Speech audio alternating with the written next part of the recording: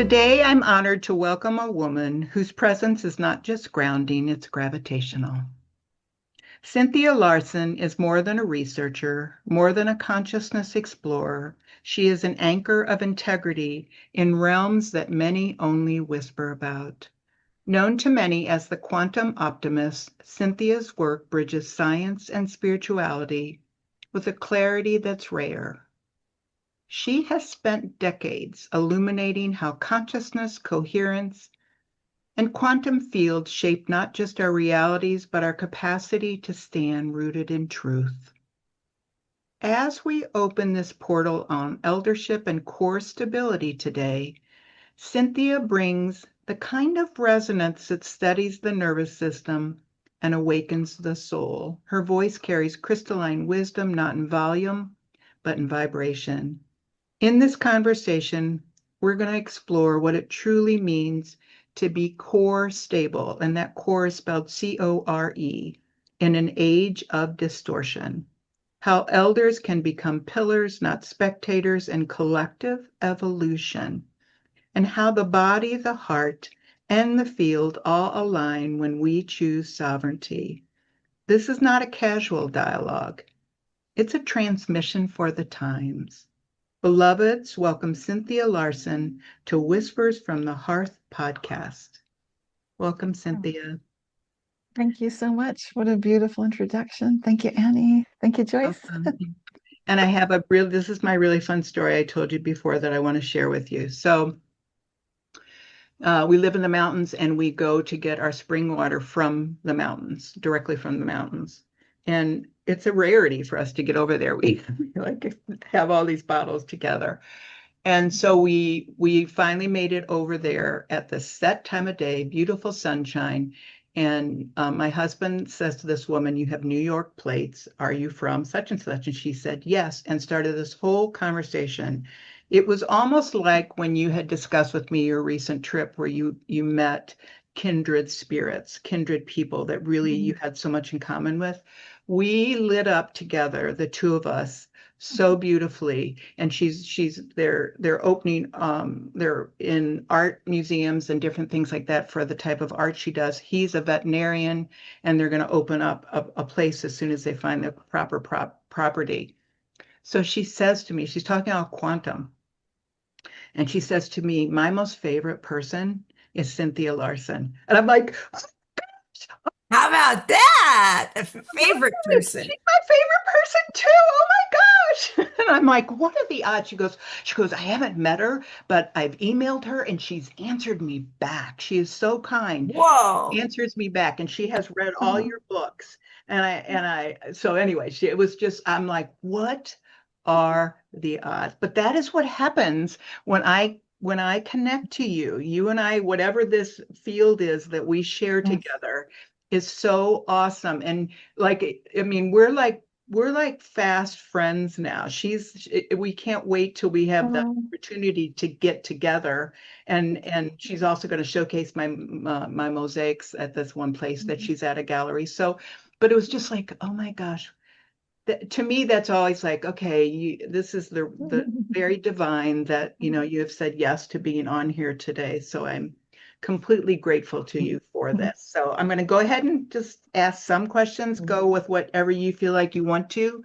Sure. Just share from, I know you will, because you're so beautiful about just whatever comes through. So I guess my first question is, how do you define eldership? Do you define it as a role, a frequency, or an embodiment? And what becomes possible when someone steps into that phase of life with intention? Well, that's a great question. Elders, to me, signify a special role that's used to be better appreciated, I think, in our Western society than it has been, at least in my lifetime. Used to be that families would be living together. There wouldn't be this whole thing of a small nuclear family and then it splinters apart and everyone flies off in different directions. So the elder, to me, it's got a historic feeling and a very sacred sense to it, that there's a wisdom inherent in all elders, just as we're all implicitly capable of being wise humans.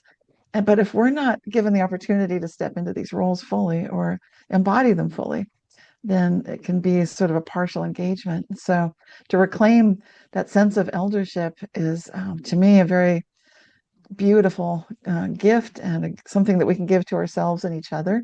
So it's extremely important. I was lucky in my life, blessed in my life to have an elder that I respected tremendously, not just a regular mentor, but well, she was my mother's mother, my Oh, grandmother, and she was a spiritual mentor as an elder. So she was my elder, of course, but she seemed to me clearly to be an elder in the community as well, which I appreciated after she'd passed away. And even the person who'd come to lead the service in her honor said that she was the most spiritual person he had ever met. He was a man of the oh, cloth. So this is a person speaking as someone who's gone to school, theological study, and even so was able to see and honor, which I think is a completely fair assessment. Very true. I would agree with it, that she had more faith than any person I'd ever seen. So that was a role model for me of being an elder in a spiritual way. Some elders don't have that gift, they have other gifts. So elders can be gifted in cooking or music or just mhm. creating a beautiful home or art. So it doesn't mean that an elder has to fit into certain shoes or be a certain way. But the beauty of eldership to me is an unfolding. It's as the patina of all of life's thorns and slings and arrows.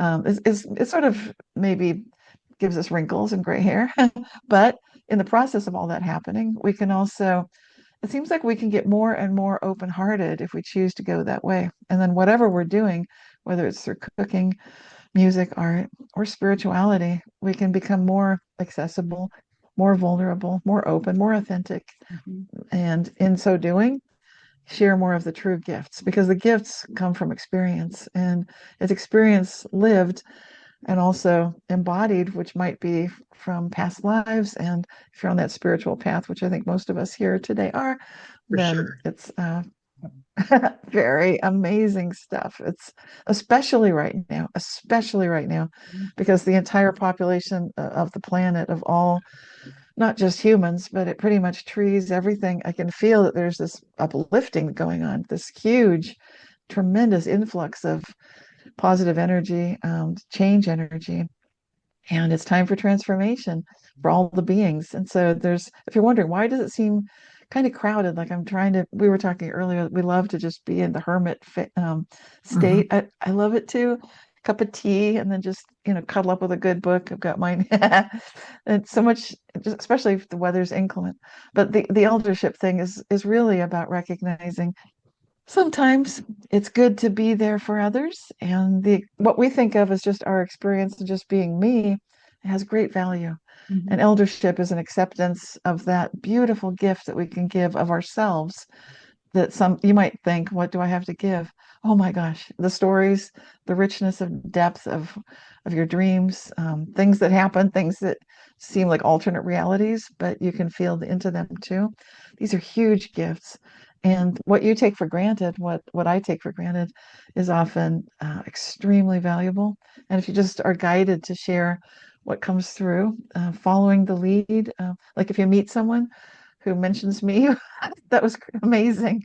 I love it. When that kind of synchronicity blows your socks off, then pay attention because something's going on. And if you keep asking, how good can it get? It can, even if, because sometimes the synchronicities might seem weird, like, oh no, a cop pulled me over. Now what? Keep the how good can it get? How good can it get? It might be something simple as, did you know there's just some mud on your rear tail light? I can wash that off for you. Like, that was what this is about? Yes, thank you. you know.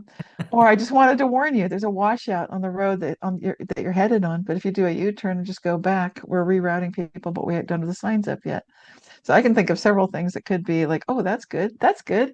But so we don't need to go into a reflexive reactionary mode to anything, is what I'm saying. I'm not going to do more triggers, but you can imagine whatever it is, how good can it get? So this is what eldership means to me. It's a possibility. It's an invitation, and for I think every one of us gathered today, we're obviously walking that path together. And there's nothing better than having community and getting some ideas and fresh insights like what you're sharing today. So thank you for inviting me to be Oh, part of you're this. so welcome. And it's so funny. I remember as a child that I just have these like special memories of I didn't even know them necessarily, where I'd be out and about in the neighborhood and I'd end up on some front steps and on a porch and just talking to an elder, and it was one of those things where when taking the time to just sit and listen, there was always some morsel of just amazing wisdom that they were lighthearted and sharing, and yet when I'd hear it, it just melted my heart. So I think all my life I've had a special love for elders. And, even I worked as a nurse's aide in hospitals and summer jobs, and I'd have like 13 patients. And just cleaning them up and brushing their hair and putting on their makeup, they just glowed, and there was just, so I just have always had a reverence for elders. I think that they carry such a special significance. And my wish and hope with what we're doing, like today, is that we start bringing them forward. Like we start bringing forth the reverence that was. I think I've seen it, used to see it, and still hear about it more in like the Native American culture. They're just so beautiful about really, really having that high resonance and reverence for elders. And it's time for us to awaken all of us that are getting a little bit too hermity and a little bit too idle. And it doesn't mean, Easy like to you do. said, that it's all the time, because you talked about some that that just want to, they're just holding space. I mean, they've come through all the different passages and decades that they've been through, and they're just here, maintaining an energy in where they're living, but yet they're offering, it can be to trees, it can be, to anything, to plants, but just that reverence of having that type of energy that they're offering forward. Do you agree, Joyce? Oh, definitely. I I revere the the hiding out because it's so quiet. It's so peaceful. Mhm. I there's no noise except when the gardeners here come or something. But um, I find it magical. Well, I was an only child, so I spent a lot of time alone. And I had my free range of fantasy. Whatever I thought up were my friends and at my tea party table. So it's even more special to you when you grew up as an only child to get to have your quiet time and Oh all of yeah, that as it well. is. Yeah. I So honor it, honor it. So we're going to talk about core stability. That's an interesting topic. And it's when you speak of core stability, what dimensions would you be thinking of, Cynthia, with that? Is it only physical strength or something deeper, emotional, energetic, or spiritual? Like, what does core stability mean to you when I say that term? It means being able to stay sort of on that high vibe, even when it doesn't seem like there's any reason for Mhm. that. That's a good, yeah. Kind of like all so many things are rocking the boat, and there are waves and unexpected hardships and difficulties and traumas, and or maybe you've just been getting dumped on by people, friends, and so forth, but still feeling unflappable somehow. Mhm. So there's that core stability comes from that deep, true connection to that original source, to the creative, um, source of all that is. And maybe it's easier for some of us to access that when we have these hermit-like moments or days or hours tendencies. I know that I need time in nature. I need time to recharge. And so if that recharging is something that you're feeling, then it's good to honor that and recognize, oh, this gives me some of that core stability that we're talking about. The Mm. ability to bounce back into that joyful optimism, even though we've just heard all sorts of, we've been dumped on by a friend or a loved one. or there have been various hardships and unexpected difficulties and challenges. That's just part of life. And so to be able to get back to that satisfied sense of true identity and to be able to really see clearly without clouded vision based on all of these so-called burdens and so-called inconveniences. When you realize like it doesn't matter about that. I mean, those happen, but you're seeing someone and something for what it really is without the coloration of all of the clutter, Mhm. you know. So it's just the ability to just go through like with things landing like rain on a duck, so it's water off a duck's back. So you have that core stability that you're always there. You're perfectly fine, even if it's raining on you. And When life does rain. you do your wonderful question too that I just love, and I say it quite as often as I remember it. How good can life get? And I also like how good can I get? She Yes. says that all the time, and That's excellent. it really does right the Because mind. rather than making an affirmation where you can get some feedback that's negative on that and say, oh, no, I really don't have that, But if you I know. say, how good, they stay still over there, the negatives. And I know I learned that about on Mind Valley, Vishen at Mind Valley. He is so marvelous, but he was talking about that as far as it made such a difference when he gave up affirmations and always put how come I'm getting so muscular and all these kinds of things, Mm. throwing out a question, but it stirred, it worked on everything. So that was good that she Yeah, asked yeah. that, make it a question. How did that even come to you? Do you remember what started you doing that question? Like it was Yeah, hanging. Well, I know these hippies who saved physics. Their company, that would be George Weissman. We co-authored a paper together about subjectivity, and he's an elder. These are all elders. And Fred Allen Wolf is a friend. He was one of the hippies who saved physics. He's known as Dr. Quantum from What the Bleep Do We Know? Mhm. And yeah, and so these are people that I know. There are some others that are part of the hippies who save physics as well. So that's a book. If people are wondering, what is she No, talking about? I've There's never a heard of that book. Oh, It's called The Hippies Who Saved Physics. I love it. And it was started by a woman, Elizabeth Rauscher. She's passed away now. She was a dear friend of George Weissman's, and I got to know her. Wonderful lady. But she decided while she was a student at UC Berkeley, and I live in Berkeley, California. So she decided, let's have a group talking about basically metaphysics. And so it's a rather daring and bold thing to be doing at that time. But the Mhm. metaphysics component had to do with quantum physics, the observation that just to observe something, to be observant and aware and watching the way that we observe. Now, observation means something specific in quantum physics. So the observer plays a role. What they do now we know it has the ability to change reality completely. And so this group wanted to investigate that and take a look at what's going on. And then Henry Stapp is another member of the group. So now I've named several members. There are maybe 6 or 7 key players to begin with back, I don't know when, this late 60s, early 70s. But I came along later because I went to UC Berkeley in the 80s. And then I met Fred Allen Wolf in the 80s and 90s and came to know Henry Stapp, who worked with Wolfgang Pauli.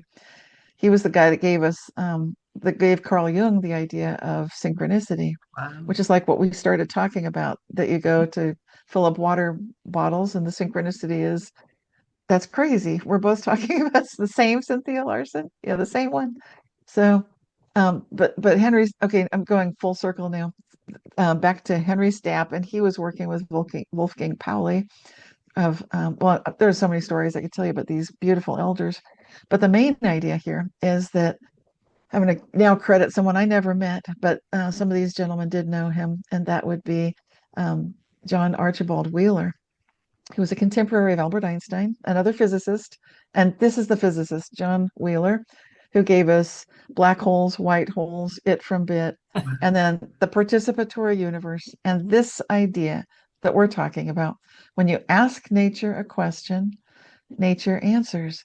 So, what are we asking nature? Are we asking the questions that we most wish to live the answers to? That's my key advice.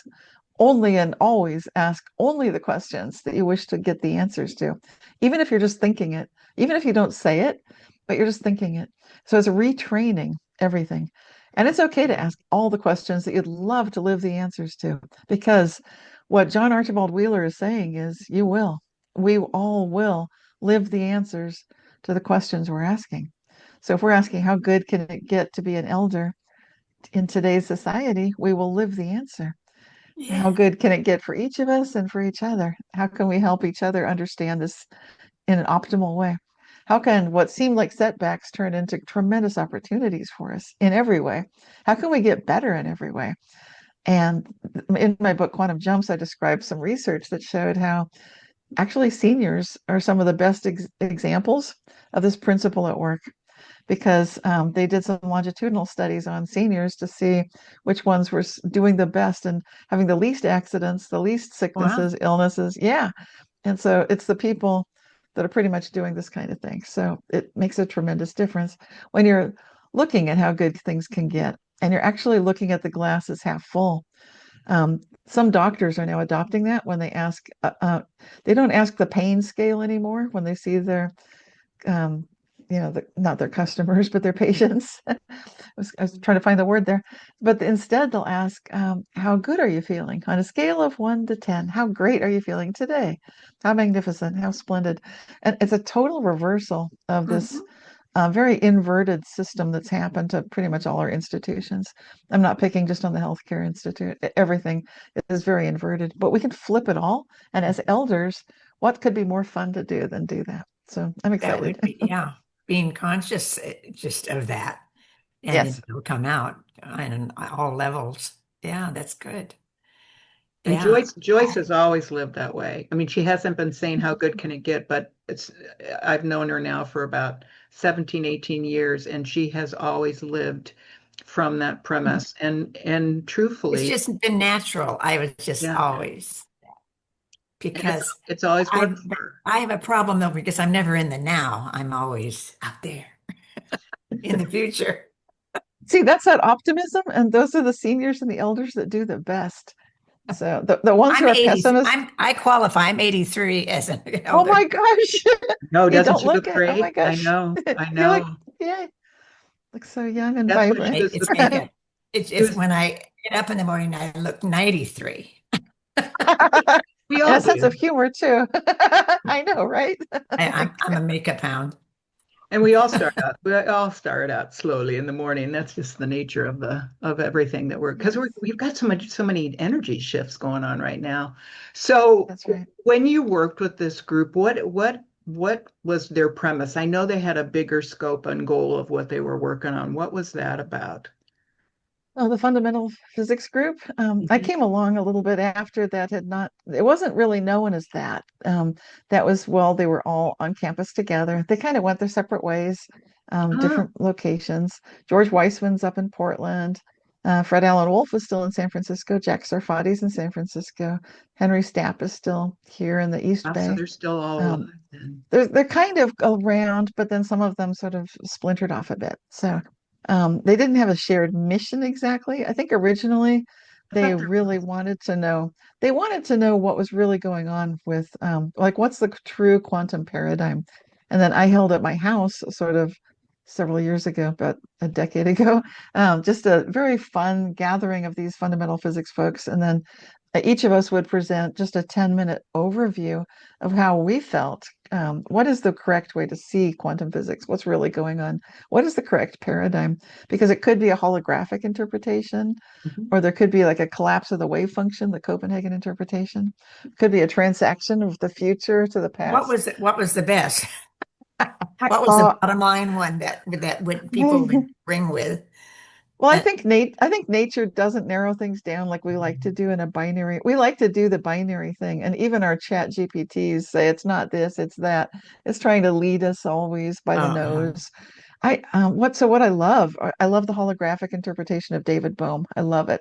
I actually love parts of the Copenhagen interpretation with the collapse of the wave function. That's pretty brilliant. And then I'm also a big fan of that transactional interpretation. The future absolutely changes the present, and we in the present can absolutely change the past. We're doing it all the time. So to me, Oh, it's I never showing us even a thought of that. yeah. That So that was a these are topic or huge. a possibility. Oh my So goodness. each of these has gifts to give us. Like the collapse of the wave function, it's like this something doesn't exist till you observe it, is what it's saying. The cat's not alive or dead till you open the box and look. And then, like on the cover of my new book, The Mandela Effect in Its Society, I'm just going to show you a picture. It's showing Okay. two crystal balls. These are Yes. Wigner. It's a just an artist's concept of Wigner bubbles, which are that's the physicist Eugene Wigner saying that we each have a subjective reality. But this means sometimes the past changes for us.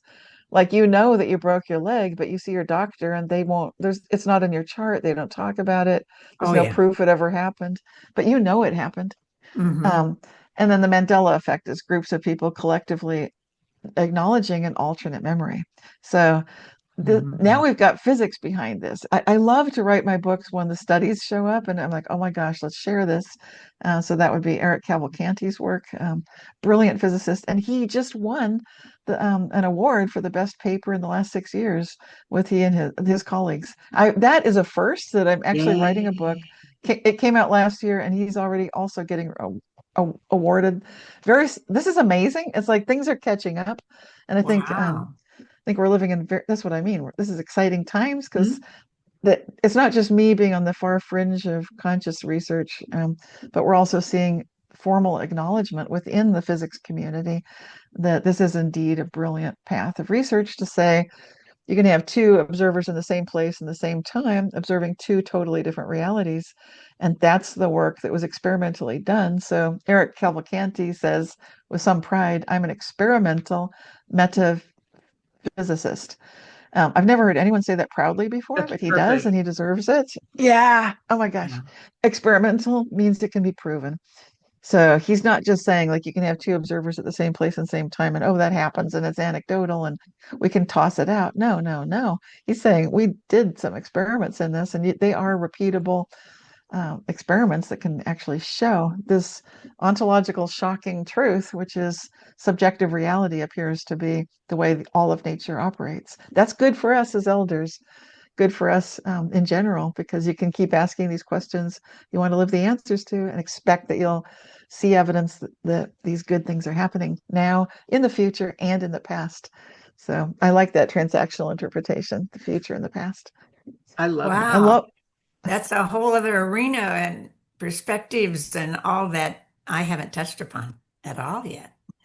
There's so You got to many. read her books. Do you want to just lightly touch on the Mandela effect? Because that's, of course, one of my favorites. Yes. Okay. Yeah, that one's interesting. It's termed the Mandela effect. It sort of caught on in the popular lexicon. It doesn't, so I should explain what that is. It has to do with Nelson Mandela having been believed to have died while he was incarcerated on Robben's Island before he became president of South Africa. So some people might say, like, I remember something about him dying. Wait a minute, didn't he become president? Wait, what's going on? So that little confusion is not just early onset Alzheimer's necessarily. It could actually be like you and me and several others, we remember actually that did happen. Nelson Mandela did die when he was, I Well, think the I year was thought that a long time ago, and I thought, well, I must have been confusing him with someone else. We tend to assume that, but that was 1987. I had a friend, Eileen Colts, that was a journalist. She was working, I think, out of England. She was on assignment to South Africa, and she couldn't interview Nelson Mandela because he just died.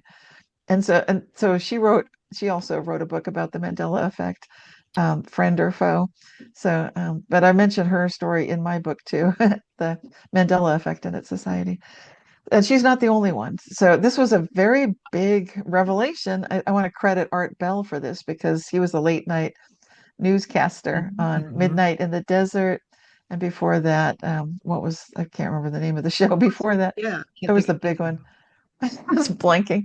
Anyway, Art Bell, oh, he was just amazing. He talked to me about the reality shifts and the Mandela effect, and I think he really deserves the credit. But Fiona Broome is the lady that popularized the term because she was, after Art Bell had been talking on the radio and getting all these faxes and phone calls and maybe a few emails in the 1990s and the early 2000s.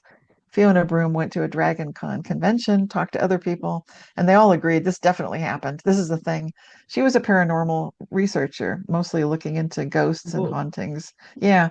And so she thought she's not afraid. Her reputation didn't feel like it was going to get trashed if she stated, okay, a bunch of us are acknowledging this. Let's just, let's call it something. Let's call it the Mandela effect. Okay, so Oh, so then she named it basically. um, I think she started calling it that. Yeah. And so, but Yeah. Art Bell had been talking specifically about Nelson Mandela. At that point, I'd already written a book called Reality Shifts, and I'd mentioned that Larry Hagman had been dead and then he was alive again, and I was calling it Alive Again.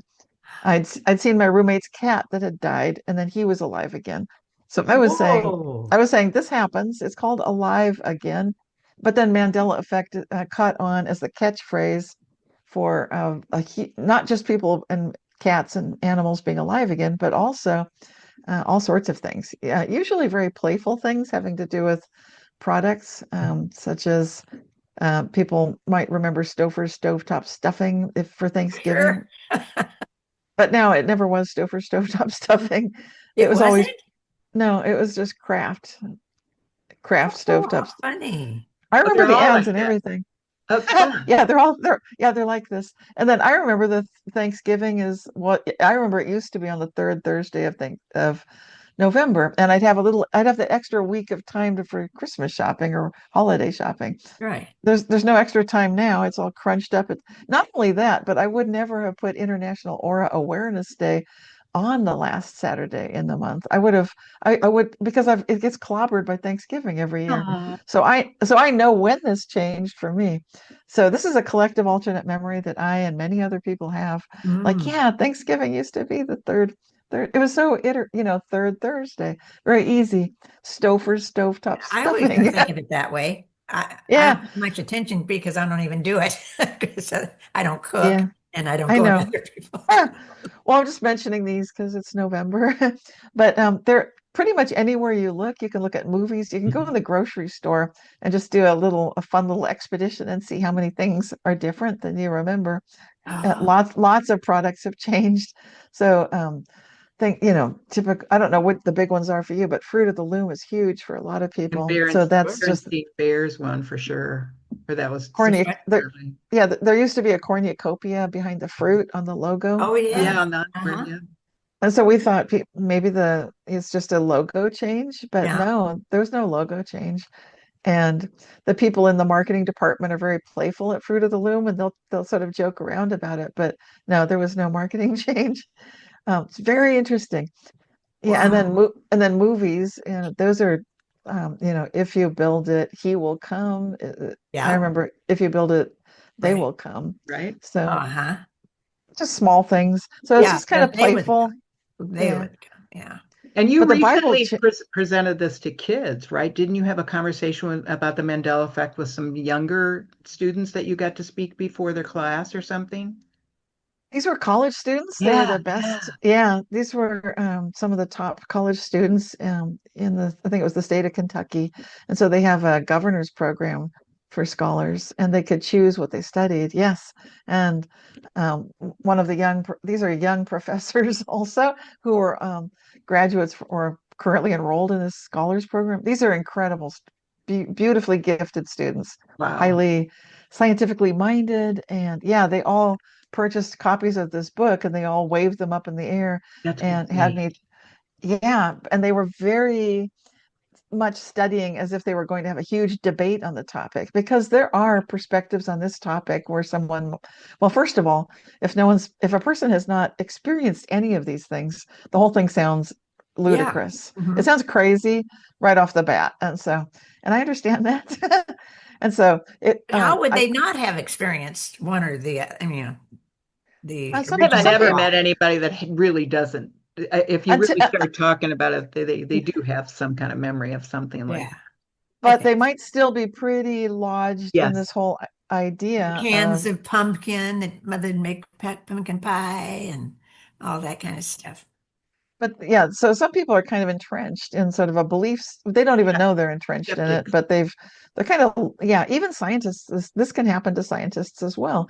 And because they adopt assumptions and beliefs based on what they observe to be true. And even if they're in the process of looking at hypotheses that challenge their beliefs and assumptions, it's a well-known truth that usually science doesn't progress until the last group of scientists dies and passes on, and only then can there be enough people with the willingness to have an open mind and say, like, okay, let's take a fresh look at this whole topic. Let's not go in with these assumptions that reality is always the same and that there's such a thing as an objective truth. Let's assume, okay, maybe everything is subjective. Maybe the future does change the past. This is weird stuff quantum physics is showing us. And so That one just doesn't even, I can't pull that together, that the future changes the past. absolutely. It's been proven repeatedly within physics experiments.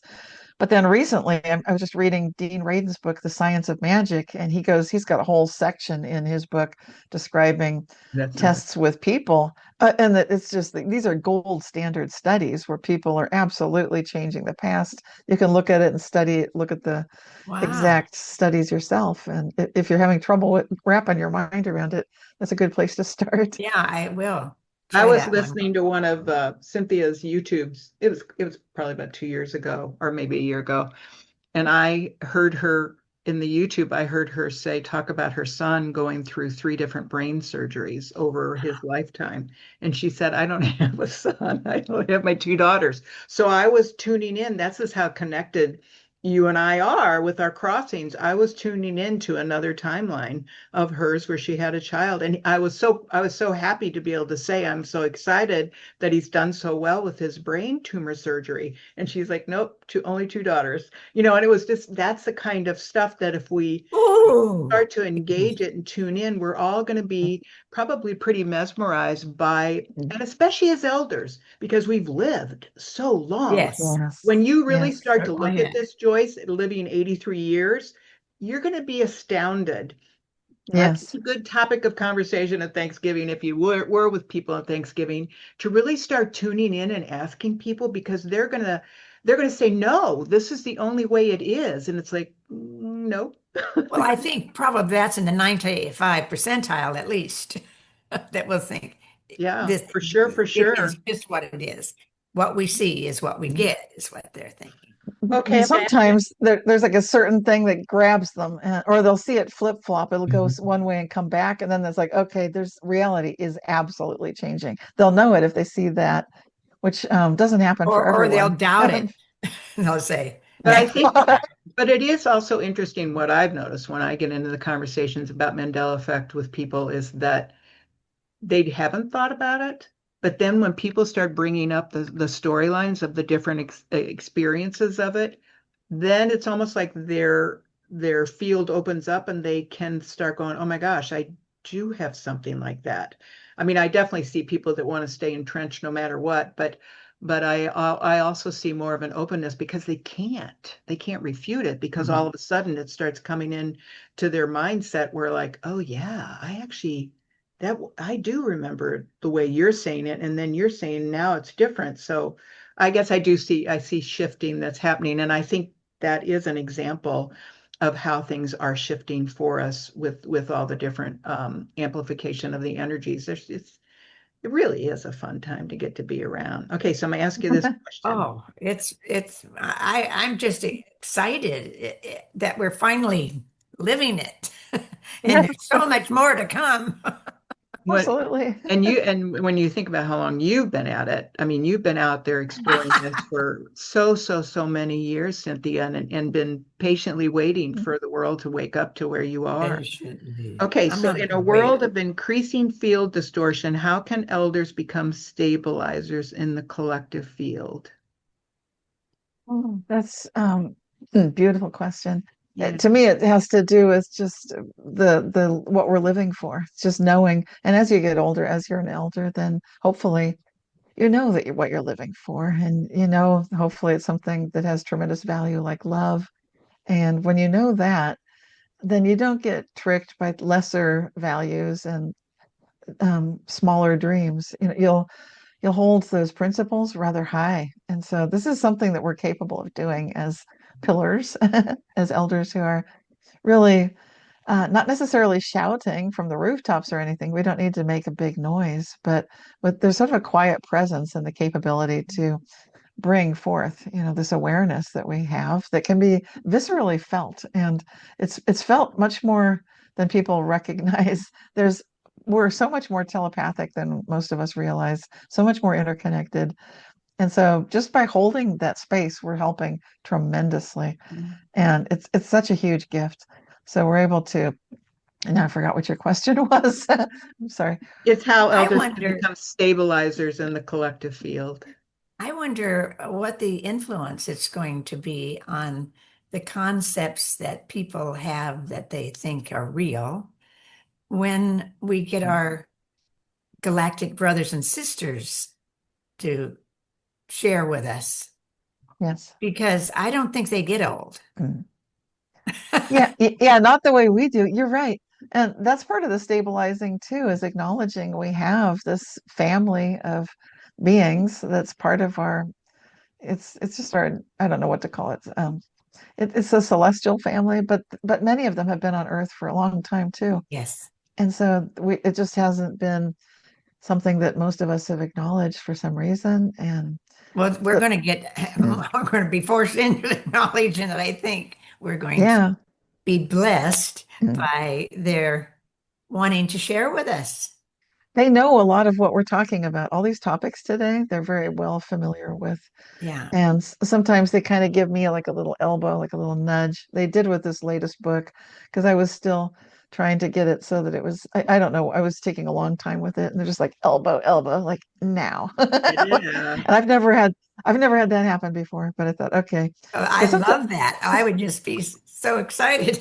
Go Well, back to it just made it. me so excited to hear about those students that you talked about, that they were all had the books, and they were it was, yeah. I mean, that just think about what that opens up quantumly for Oh, our yeah. species. Like And they're preparing, yeah, they were preparing for discussions. I don't know if they were going to debate it in the class or what, but the level of context and content that they were hungry for, they were devouring it. They really that were. had to be so enjoyable for you to be in that kind of Yes. conversation, and just to have, and that's, I guess, one of the other things I want with elders, that which is a perfect example, because you're an elder and you've been in this for so long, and yet you bridged it with that generation, and that's what I wish to see with elders, is where I mean, there's a lot out there. There are a lot of elders Oh, out Yes. there yeah. speaking. The It's pretty numbers, cool, yeah, the because biggest it's ever been. we're such a big generation. So, and I, that bridging where we start to have the younger ones that are wanting to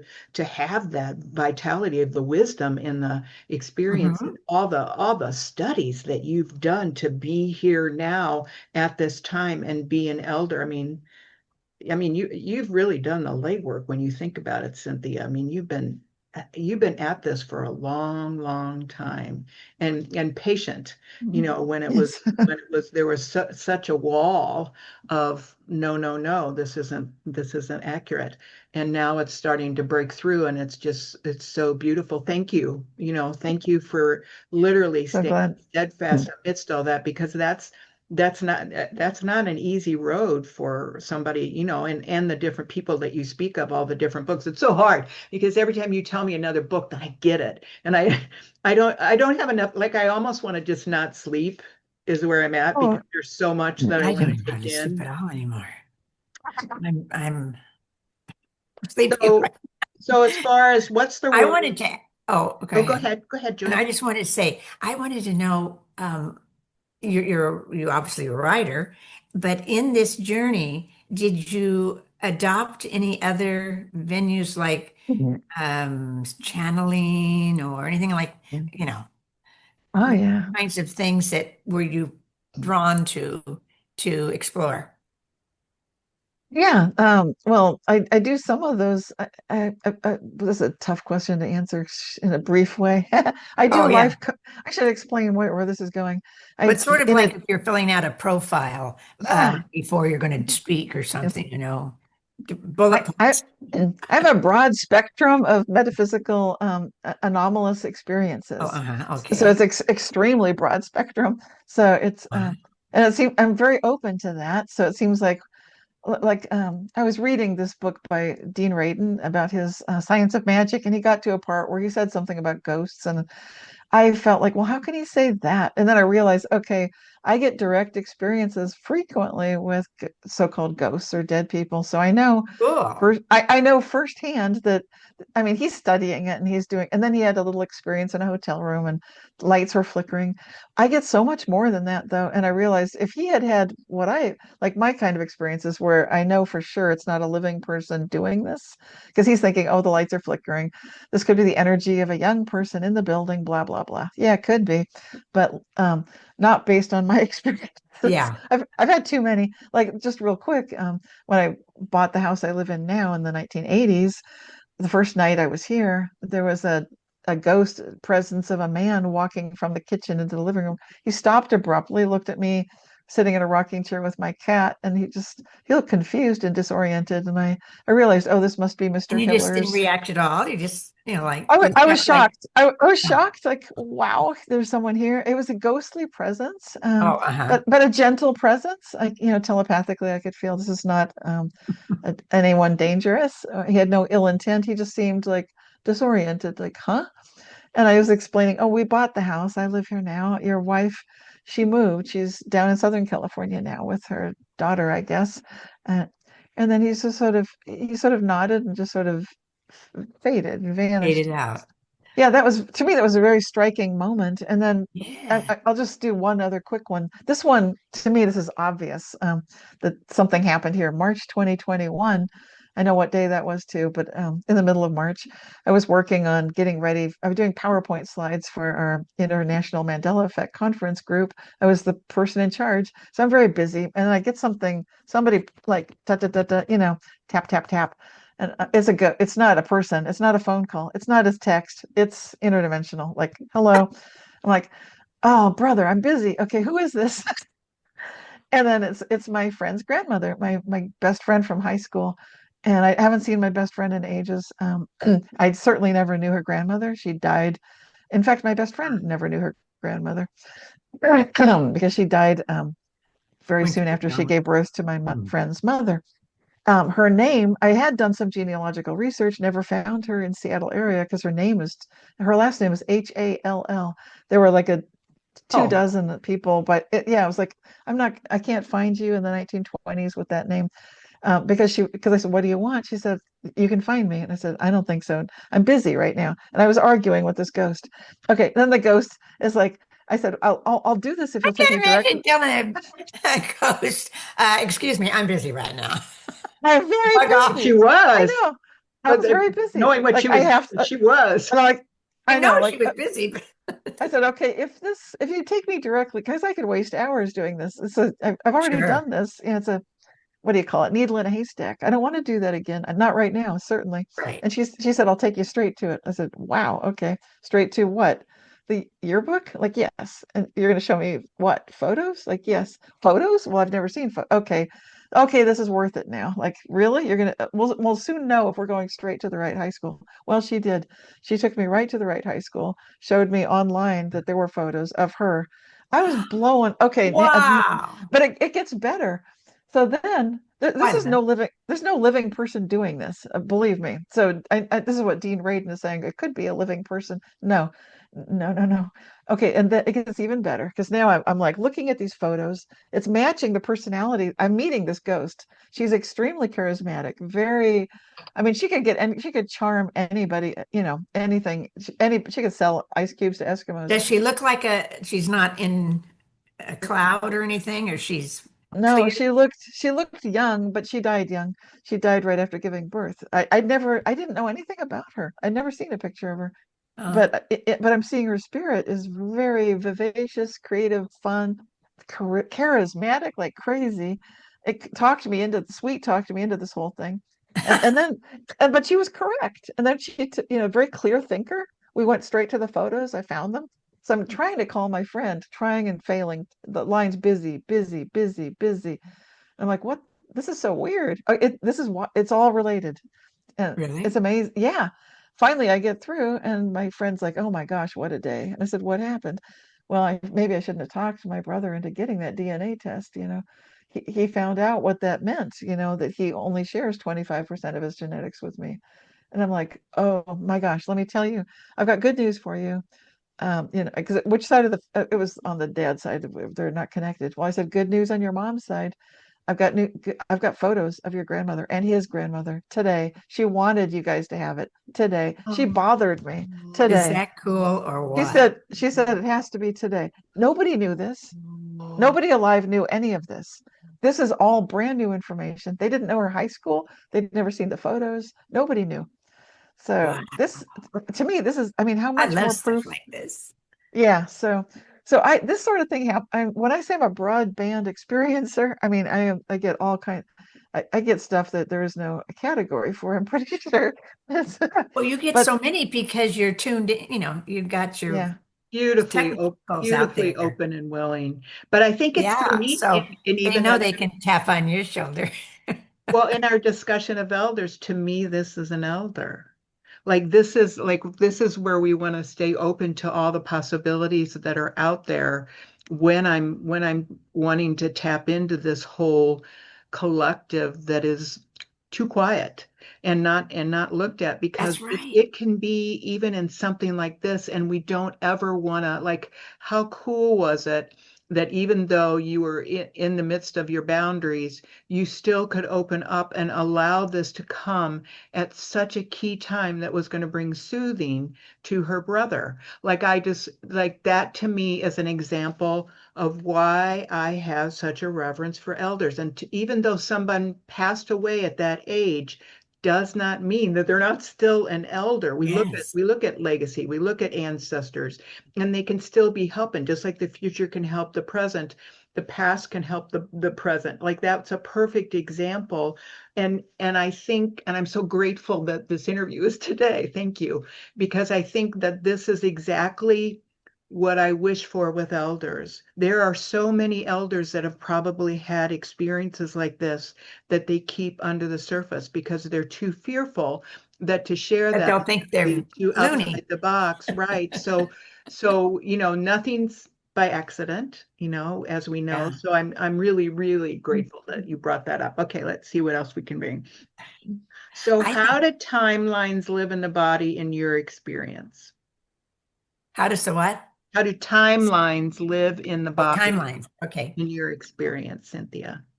well, this is so interesting because our bodies are such this, we're so spread out. We've got the brain in our head, the cranial brain. We've got a cardio heart brain. They used to call it the nervous system in one brain.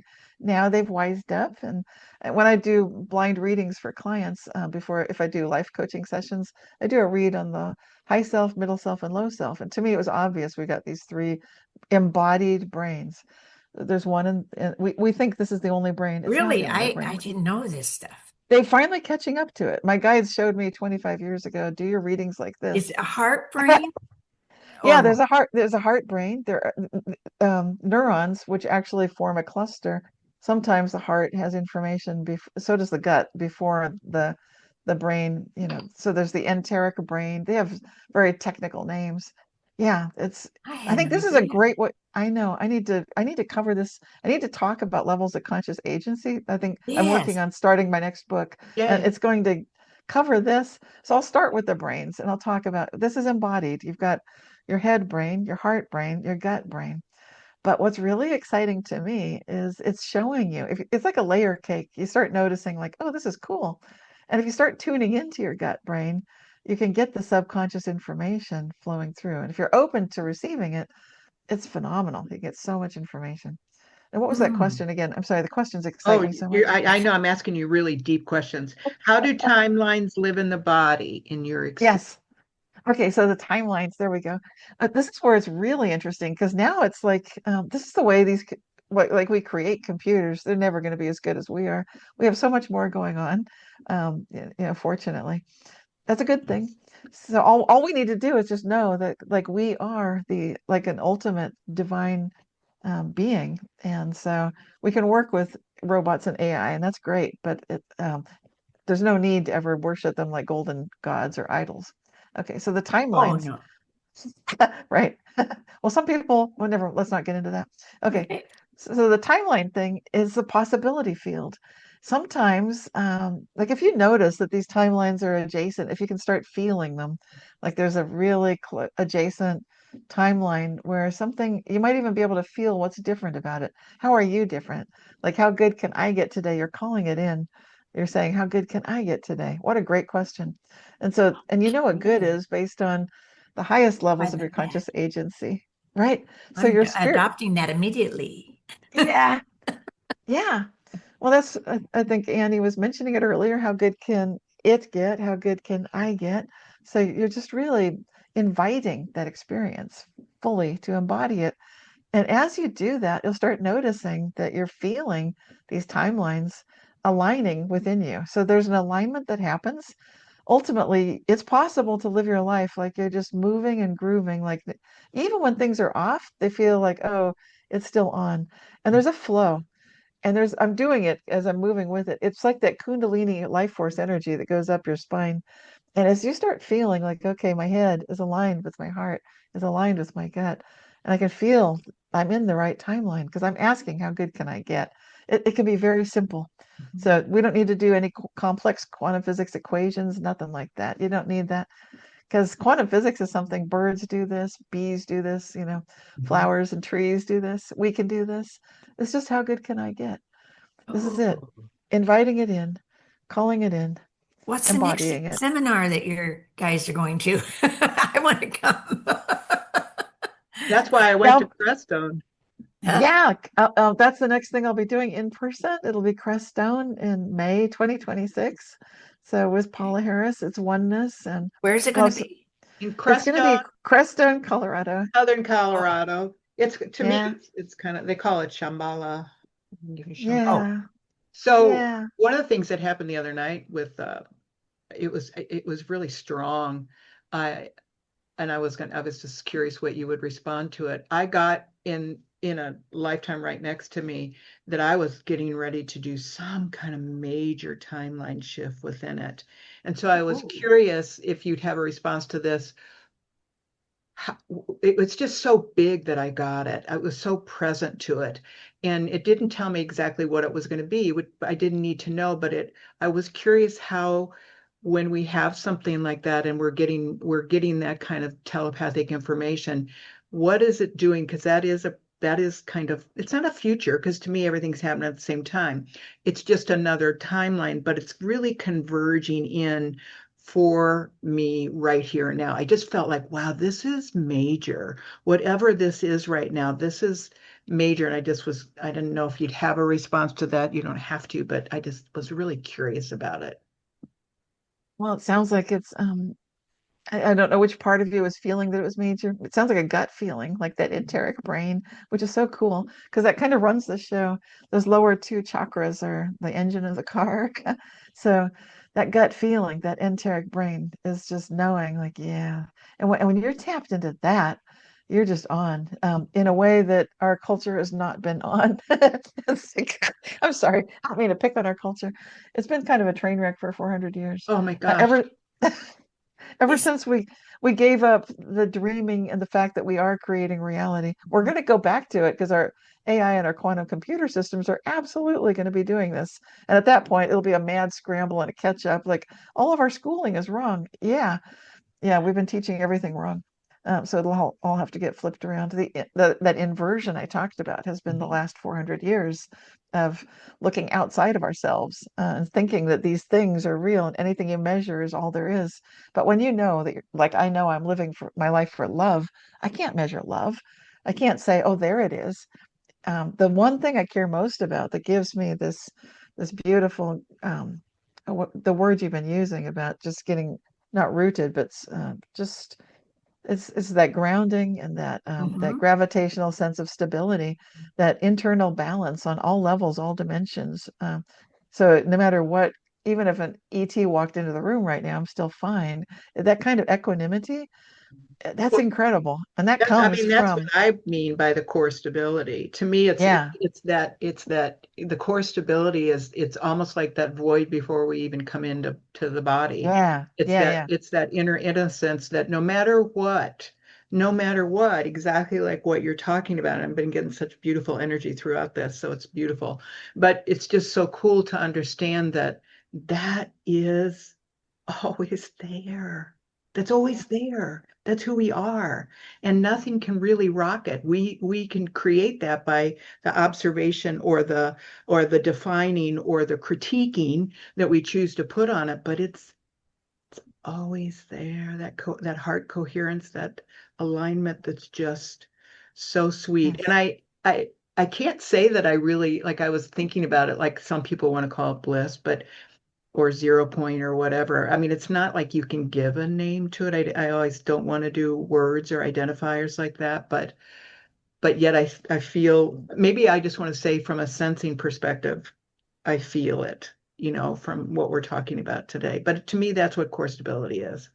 Yes. That was my And that is one, and that's one of my favorite meditations is to slow my thoughts down to a stop, go into ultimate stillness, hang out there for about 20 minutes of our linear time. That's like, if you're wondering how long, about 20 minutes. And you might think, once you try this, it might be like, that's a long time. Seems like it. But that's right about where the breakthrough usually would occur. Once you've done that a few times, then you don't need 20 minutes. You can just slow your thoughts to a stop, be in the stillness, and it could just be boom, just like there it is. And that is the 0 point energy. That's the infinite eternity. And that's the ultimate stability, the ultimate equanimity you're talking about. Mhm, And it's so much love. And that's, which is a paradox. How can nothingness be so filled with everything? mhm, mhm. But it's the ultimate. Does a consciousness look for us? Is there some such thing as something that we're not aware of that wants to, is that God or something? Or Yeah, these are levels of our conscious agency. So it's what we call fate, or the part of us that's looking for doing these things and setting it up and knows that something big's happening, but won't tell us what. But it knows, and it doesn't want to reveal that because it screws everything. Then Mhm. it's not fun for the parts of us that are moving through our physical bodies and in this little lifetime and doing things. So to keep it fun, I mean, it's supposed to be fun, ideally. Remember, how good can it Truly. get? How good can I get? Remember that. And I just love that. and no matter how That's crappy it may seem, it's like, okay, I'm gonna be a radical optimist anyway. that's a Let's do it. find. Yeah. That's yeah, Yeah, it's a I love battle it. cry. It actually is a battle cry. It actually is able to stand up to the nastiest, cruddiest crud ever. You might think like, oh, that's pretty weak. It is not weak. Not at all. Are we This going to be is able to get rid of crud in our new world? oh, this is something I talked to the oneness about, and the answer I've gotten back is the some of the little ones are still learning, the young Mhm. infant and baby souls.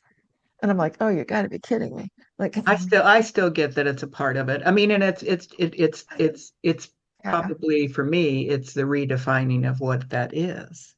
Like it's like this is just another version of light that's coming in here to help us see things that we're not seeing. And we wanted to see it. Like I want to see this. Oh, It's like, okay, well, you're gonna get to see it, but you may not like the way that we're bringing it forward. So I don't know. yeah, I know. oh, All right, I so know. let's see. boy, it's just endless. What to learn. It's vast and continuous, And what we infinite. already know, so much of this, what we talked about in our podcast too, Joyce, is the remembering. We already know this. We already have it within us. We're just re-remembering, re-hyphen Hmm. remembering. So we're reconnecting to that aspect of us that's always been there. It's like raising its hand, and we don't see it raising its hand like the little kid in the classroom, right? Yeah. We're here. Hmm. It's fun. I mean, it's really fun. Interesting. Very That's good. what we So all glad get. that we had her on. Let's do it again. We're not done. We're not done yet. Okay, another question. Okay. Spoken often about quantum realities and shifting states. How do you see the body as a tool for quantum navigation, especially in the later stages of life, like all of us are in? Yeah, well, navigation is through observation. So knowing it's the observer effect is extremely powerful. And it's again on the, if you're wondering what is she talking about, it's the cover of this book again, and there's an illustration. I'm just opening it right up to page. What is that? 144. Oh, that's I interesting. love it. Yeah, 144. yeah. So this is a picture of two physicists. One is looking inside a box with a cat to see if it's alive or dead. It's the Schrodinger's cat. The other physicist is observing the first physicist. What's interesting about this is it's the second physicist observing the first physicist is able to, even if the first physicist opens the box and thinks he's seeing a dead cat, the second one is capable of recognizing it's alive. What this is telling us is you can absolutely change reality by the questions Ooh, you're asking. If you, and it's all that's the questions, it's not affirmations, it's questions. Perfect. So Perfect. when you ask that question, how good can I get? How good can this get? I've actually seen this happen where I've seen one reality flip as I'm looking at it. I've seen reality do that. When So you what are we doing? How do we do this in our bodies? Remember, you got these beautiful brains. And so what I'm talking about is this is why I need to do another book to explain this better. yeah. But when you're observing it, you know that children's game, you put your hand on top and Oh, whoever's got, sure. okay, that's kind of like what you're doing with reality. Like Uh-huh. whichever level of consciousness is Uh-huh. observing from whichever one is back far enough, you get to decide what's really happening because all of the internals of that Wigner bubble are, what's on the inside, they're all entangled with each other. And Mhm. so as you just keep jumping back, that's what it feels like to me. To embodied feels like that. Like I'm like, let's observe it. How good can this get? Let's do it again. How good can this get? Let's jump back. And I and love that. then I can actually see things change, everything. And I don't mean just a little thing. I mean, I've pulled dollar bill after dollar bill out of an empty wallet. I've run a car on no gas at all. I've had a cut, put my hand over it, and it's healed.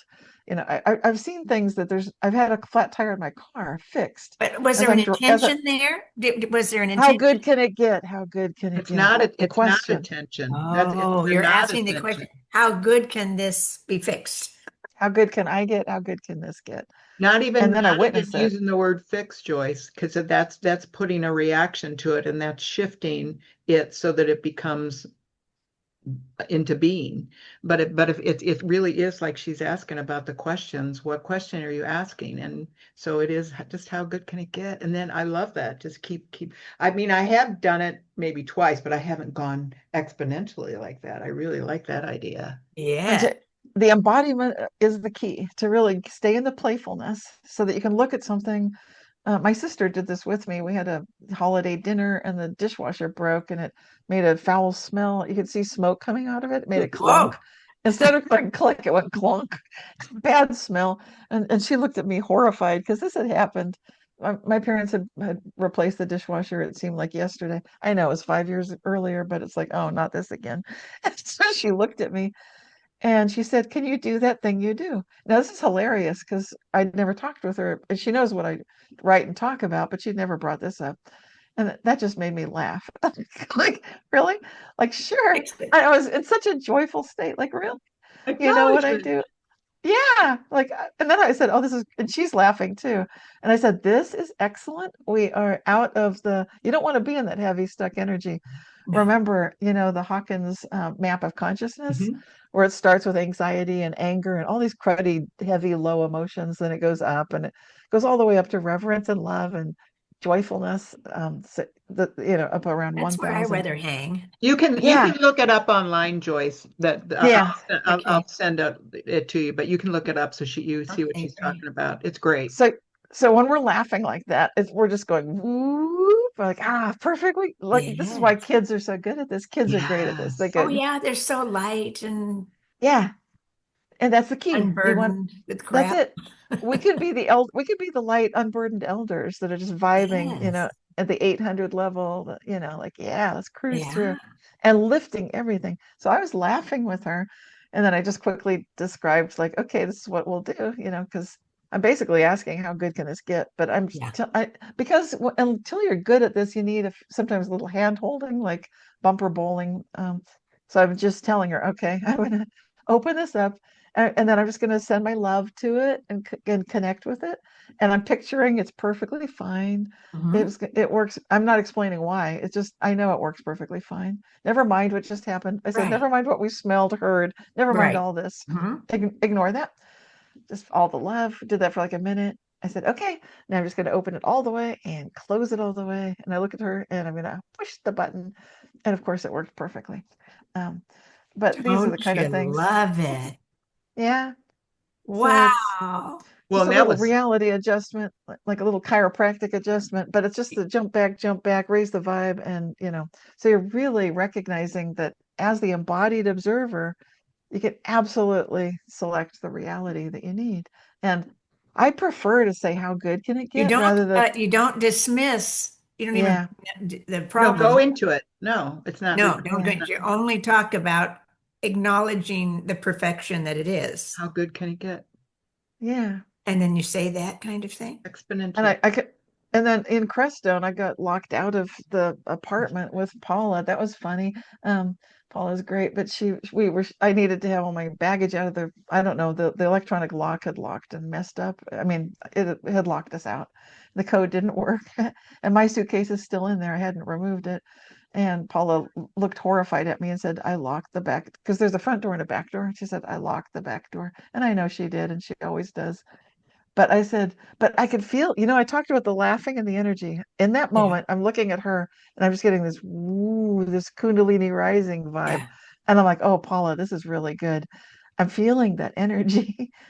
She said, but I locked the back door. She had her hand on my And then shoulder, and you're I put click. my hand on her shoulder, and I said, you know what? But this is really good, because I could even look at a locked door when it's like this, because I'm doing the jump back thing, and I Right. can look at a locked door and open it when there's this much energy, because it's the energy and just knowing how good can it get. And this is the embodiment of it, just knowing. It's like Jesus said, one day you will do all this and more. Sure. This is what this is.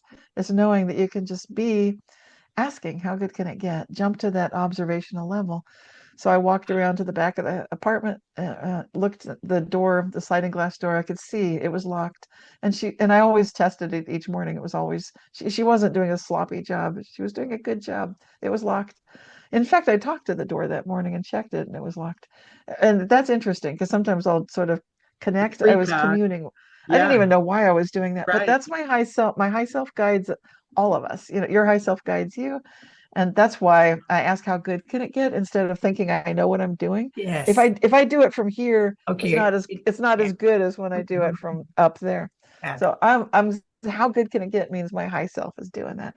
And so, yeah, just looking at it locked, and I just push it and it opens, of course, which is impossible, but that doesn't bother me at all.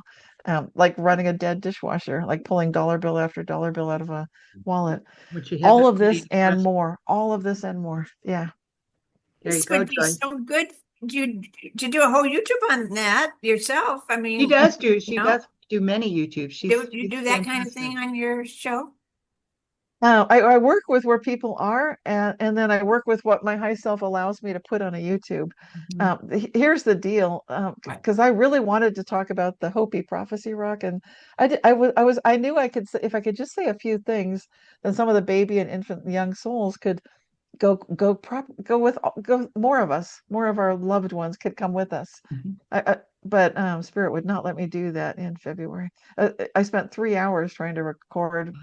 a video that turned out to be 10 minutes long, and a little wild squirrel came to comfort me, just to cheer me up, because I was like, oh, Oh, brother. And I'm talking with Spirit the whole time. You won't let me say that either. Like, no.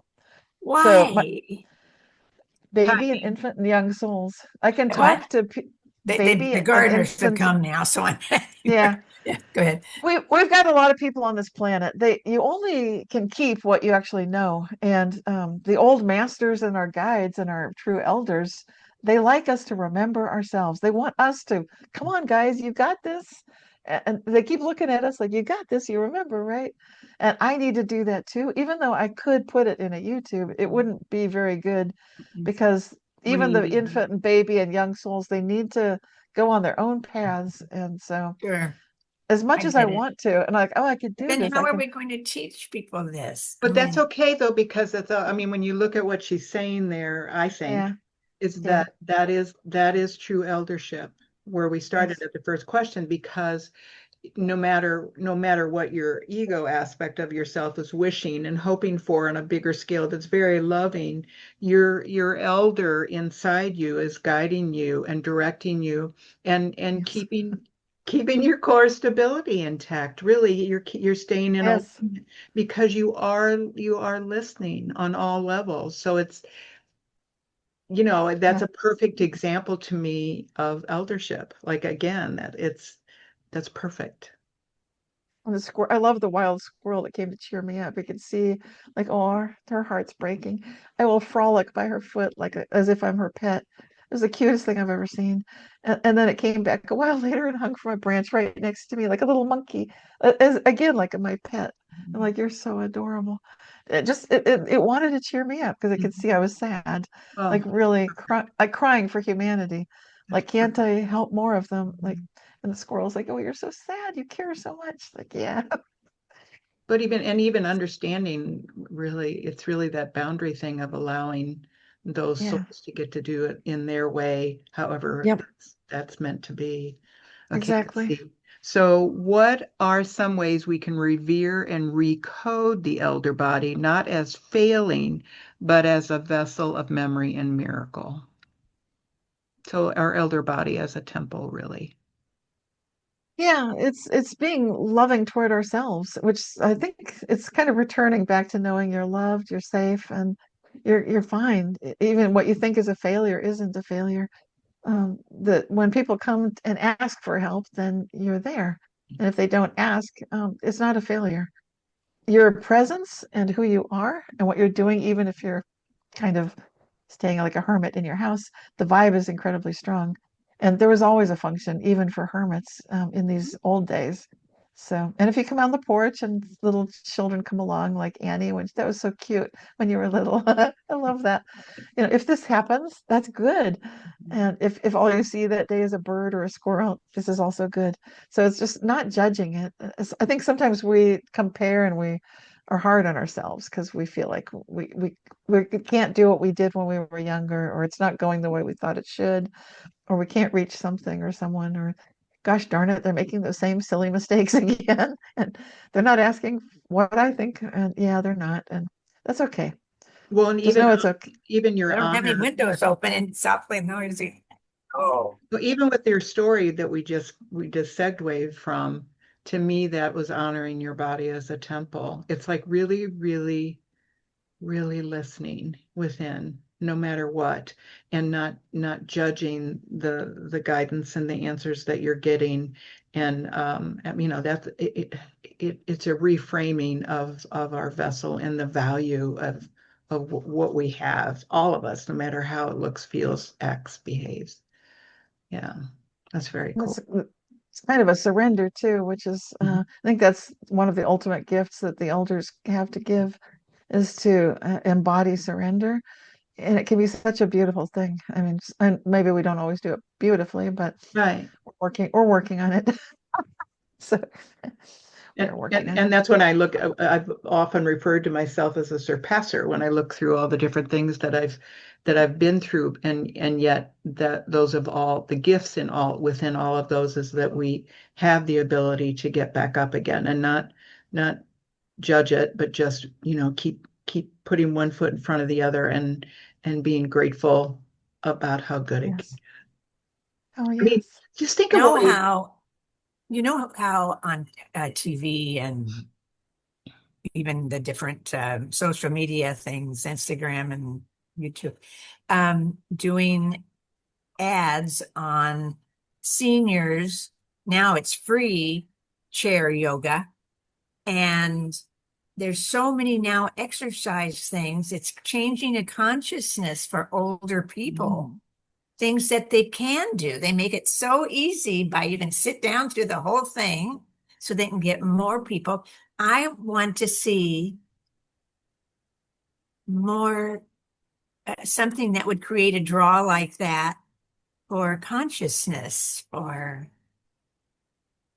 understanding that they're in charge. And Yeah. And it's definitely you know, happening for sure, for because sure. that has just taken off. The other those exercise programs have taken off. They got every kind of possible, Tai Chi, walking, all kinds of stuff. That's So, right. you know, I always look at how are we going to get it out there, This is expose this, it to this is a them. perfect example. And all the different ways that you reach people too, Cynthia. Okay, here's a couple more questions tonight because we've been here for a while. Are there daily or seasonal practices that support core stability for elders, not just in the muscles, but in the soul? You've touched on this somewhat, but this is really more Yeah. of a soul essence. Mm. Yeah, one of my favorites really is to go into that stillness because sometimes it can seem like we're in I don't know, I'm trying to find a good way to bring it up. Well, it's like almost like you're under attack or things are bad luck or there's something seriously going wrong. And so this is also my favorite thing to do in those circumstances because I can actually feel like there is sort of a bad entity pursuing me, perhaps. But if I go into the stillness and hang out there, it's a great way to lose it because I'm literally in the void, in the nothingness, in the heart of stillness.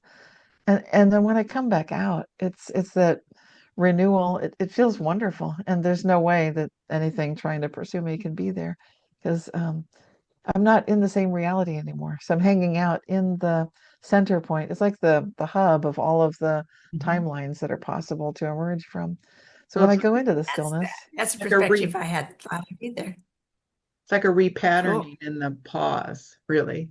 It's a yeah, it's a yeah, Mm-hmm. it's it's it's just like Mm-hmm. when you hear somebody get verbally abusive and you just clap your hands and takes them out of that state. Yeah. Really, I guess what Uh-huh. I'm hearing you do is that it's a way to shift from that state, no matter what the yeah, state is like around us, which is right. everything you've already described, everything you've been talking about too. Okay, so if you could leave one resonance, one encoded truth for future elders listening to this is going down into legacy. This is somebody's going to hear about this like 200 years from now. So this is a biggie. What would you want them to remember?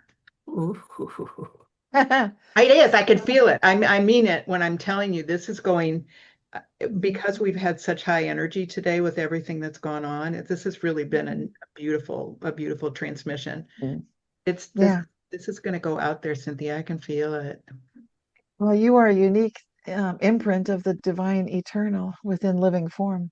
And as such, you have the ability to completely transform yourself and all that is. How good can it get? Love it. That's beautiful, beautiful, beautiful. All right. So, do you want to share a little bit just about what you offer, like your website, your YouTubes, and anything about your books and your coaching too? I have that. Yes, yes. So my website is realityshifters.com, and that's the place to sign up for the newsletter. It's free. It comes out each month and it's on Substack. So if you're there, you can find me there. And I've got a Uh-huh. YouTube channel. On the website, I've got books. If you're in the United States, I can autograph books and ship them to you. Otherwise, I'm not doing international shipping. But you can see what the books are and see there's a meditation CD as well and find out about the life coaching, which is spiritual life coaching. So you can access the email and contact me that way.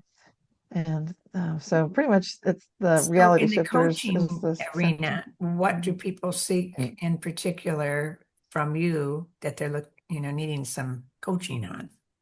Frequently, if they've gone through a Kundalini awakening, most counselors don't have any idea what's involved with that. And so I'm really good Oh, at working with people they're on the other side of that Kundalini awakening.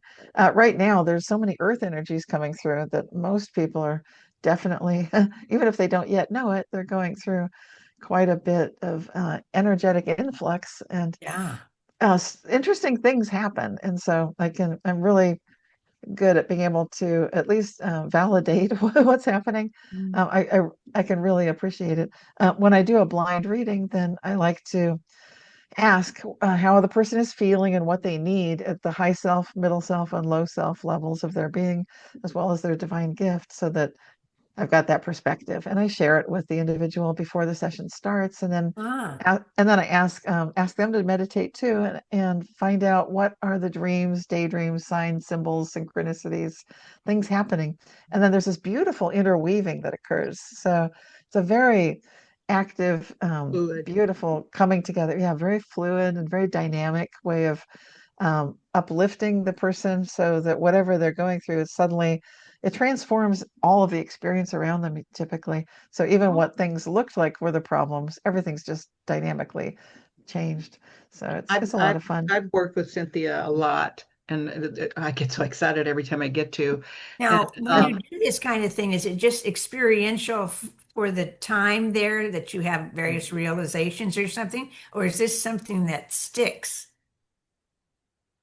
Different. Well, when you say sticks, sometimes I mean, people like, have that. that experience you now own or anything, or Well, people often record the session itself, and I oh, hear people that they'll tell me I played that 10 times and I got something new out of it every time. oh, that's And, good. and then they'll say, "Can I schedule another session? I need to see you, every couple months or, some regularity." And so it sticks, but there's also a very clear sense that there's tremendous growth occurring at a time when they're ready for growth, or, Wow. they're going through the change, and they don't know how to harness it or what to do with it. So it helps to align it, better. So, Terrific. and I love yeah. how you hear it differently each time you re-listen to something because it accumulates and builds upon itself. So it's like it's beautiful, that but I can vouch for it. So there is some sort of memory as it goes along of the past ones, and it builds, as you say, builds upon what you've already I think it's just opened different for yourself each to. person, probably, Hmm? isn't it? I think it's different for each person, don't you Mhm. think? Yeah, that's not a set answer that. Yeah. Yeah. Yeah, people if they'll keep some people keep a whole binder of like I'll send the email. This is 1 page long. They'll have that, then they'll write their own notes. They'll have the recording. They'll keep a binder. They'll be adding to that, and they've got a real story developing of what their own spiritual journey is. And Wow. I don't tell them they have to do that. That's all optional. But Mhm. I'm amazed when I see that, like, well, there's somebody doing that, and it's a powerful tool in addition to regular journaling. That's not that there's anything regular. Journaling's amazing. I mean, it's extremely powerful tool. So this is a very special, another adjacent kind of working with it, so you can see for yourself how you're growing. You can see it in the pages of the book that you've got. Mhm. Wow. Um, yeah, it's pretty cool. Yeah, your own little It special is. book. All I right. just love this today. I just got so much out of it. So It's we're going great. to Yay. close out here with the elder body as the anchor. So, beloveds, take a breath. Let everything you've just heard settle not just into your mind, but into your spine, into your breath, and into your belly. What Cynthia shared today is more than information, it's a frequency of remembrance. Core stability is not about being strong, it's not about being true, rooted, responsive, or sovereign. Whether you're stepping into elderhood or just beginning to feel its whisper, know this: your body remembers what the world forgot, and your presence is a stabilizing force in the field. If this episode touched something in you, share it. Speak about it. Let someone else feel your resonance. The time of the silent wise one is over. We are inviting the elders to speak from the body, from the bones, from the truth that cannot be faked. Thank you so much, Cynthia, for your grounded, crystalline wisdom. You are a beam of coherence in a chaotic world.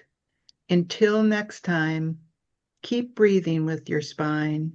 Keep anchoring the future in your presence. And remember, You are not here to perform, you are here to be felt. This is Whispers from the Hearth. We are Annie and Joyce and Cynthia, and we are just getting started.